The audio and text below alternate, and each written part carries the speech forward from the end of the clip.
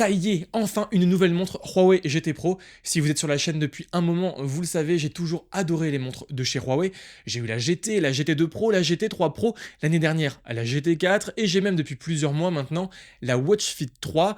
La GT3 Pro était sortie il y a plus de 2 ans, donc on attendait sagement mais impatiemment la relève. Et ça y est donc, la délivrance est enfin arrivée. Là, je suis à Barcelone et Huawei vient tout juste d'annoncer ses nouvelles montres, les GT5 et GT5 Pro. Alors, est-ce que ces montres valaient toute cette attente? Est-ce que la GT5 Pro est toujours la meilleure montre de son segment? Bah ça fait plus de 2 semaines que j'ai ces 2 montres à la maison et j'en ai des choses à vous dire. Et déjà, je vais être ultra transparent avec vous. Oui, j'ai bien reçu la GT5 et la GT5 Pro à la maison, mais je me suis plus concentré sur la dernière, car la GT5 est juste une légère mise à jour de la GT4 sortie l'année dernière. On va donc en parler aujourd'hui, mais le vrai focus est sur la GT5 Pro, le modèle le plus haut de gamme et pourtant disponible dès 379 €. Ça fait plus de 2 ans qu'on n'avait pas eu de mise à jour, et d'un point de vue design, bah ça se voit. La GT5 Pro est une sorte de condensé de la GT3 Pro, bien sûr, avec une approche massive et robuste, mais aussi de la GT4, plus discrète, avec un côté octogonal encore plus affirmé. La montre est certifiée IP69K au niveau de l'étanchéité. On retrouve ici un design léché, en titane et en verre saphir, le top donc en termes de résistance et de légèreté. Il y a une vraie attention aux détails et les finitions sont impeccables. Est-ce que pour autant, ça veut dire que cette GT5 Pro est une montre discrète? Bah non, pas du tout. La montre est volumineuse et ne va pas convenir à tous les poignets.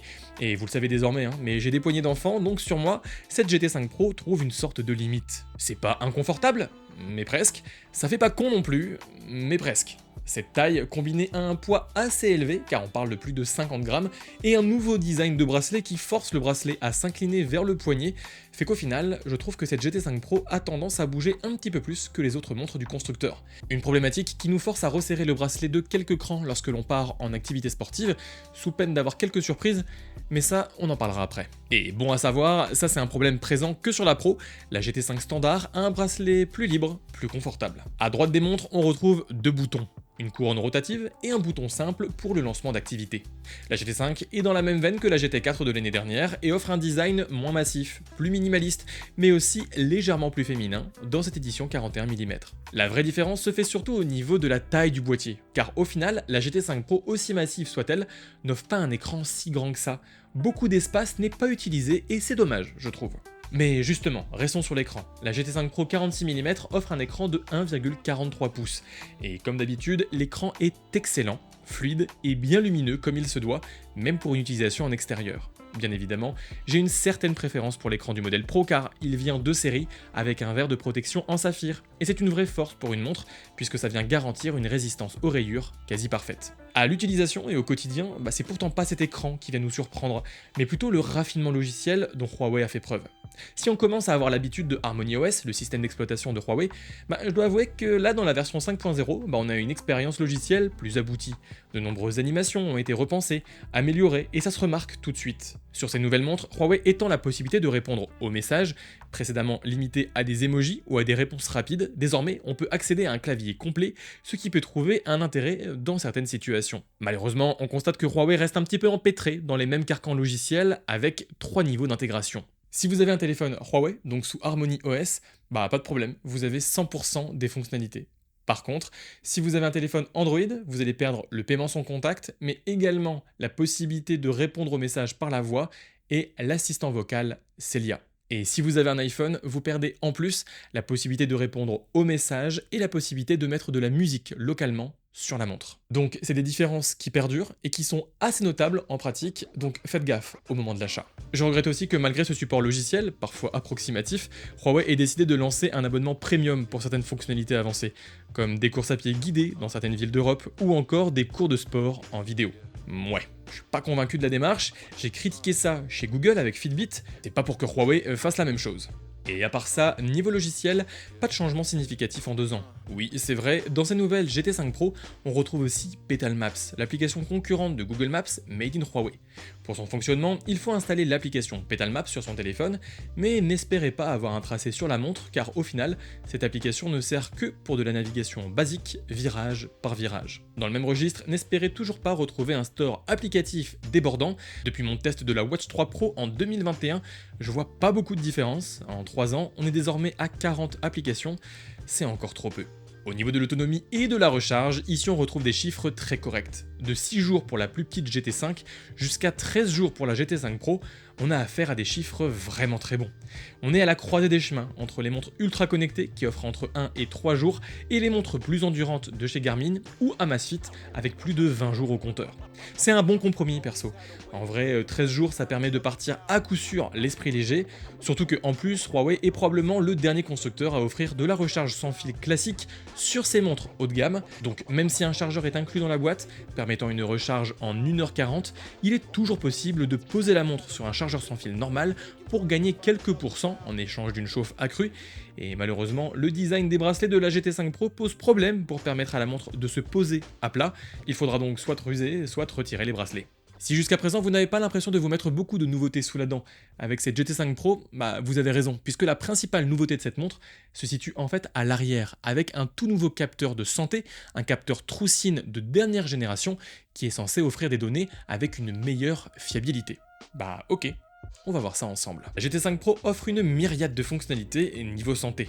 Rythme cardiaque, ECG, sommeil, SPO2, souplesse des artères, suivi des calories ingérées, stress, température, GPS, bref, un beau catalogue.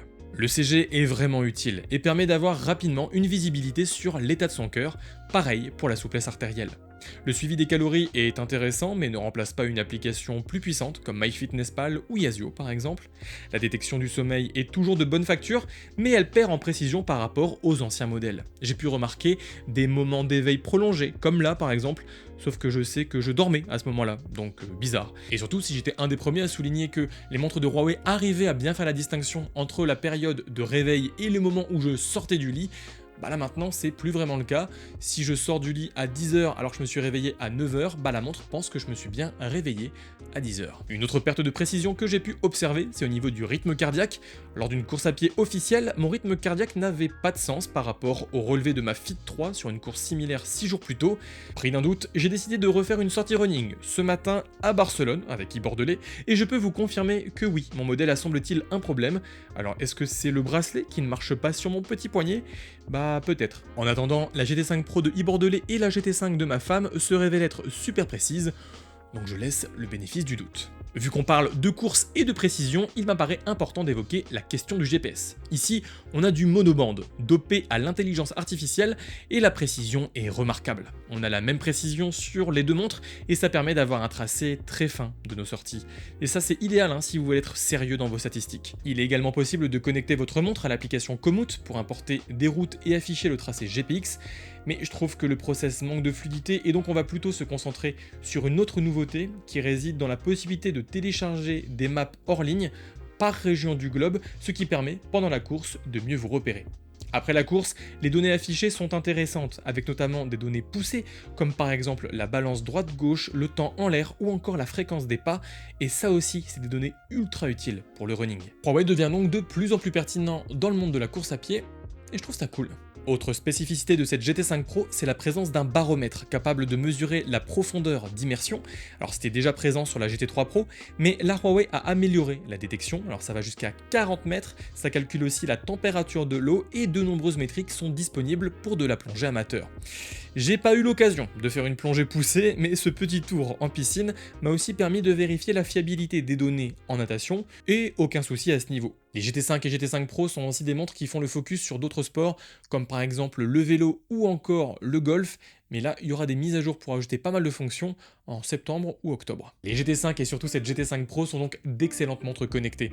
Elles sont robustes, elles sont fiables, elles sont endurantes avec un super suivi de la santé, et elles peuvent même se targuer d'offrir des fonctionnalités premium pour 2 à 3 fois moins cher que la concurrence, et je trouve surtout dans le cas de cette GT5 Pro, avoir un tel package pour 379 €, c'est toujours aussi incroyable. Mais justement, parlons de la concurrence. Si en 2024, Huawei semble offrir un meilleur rapport qualité-prix que Garmin, Apple ou encore Samsung, à côté on a vu aussi une autre concurrence émerger plutôt vers le bas du spectre, je pense notamment à Amazfit, qui là a annoncé il n'y a pas si longtemps que ça la nouvelle T-Rex 3, une montre qui propose 90% des fonctionnalités de la GT5 Pro pour moins de 300 €. Et c'est sans compter sur Huawei même, qui dispose dans son catalogue de la Watch Fit 3, une montre qui est assez incroyable pour 150 € et qui pose évidemment la question de l'intérêt de dépenser plus. La GT3 Pro était en avance sur son temps, mais 2 ans plus tard, bah c'est un petit peu moins le cas. Alors la GT5 Pro est une excellente montre avec un super rapport qualité-prix, mais elle n'est plus la seule. Après, c'est à vous de voir.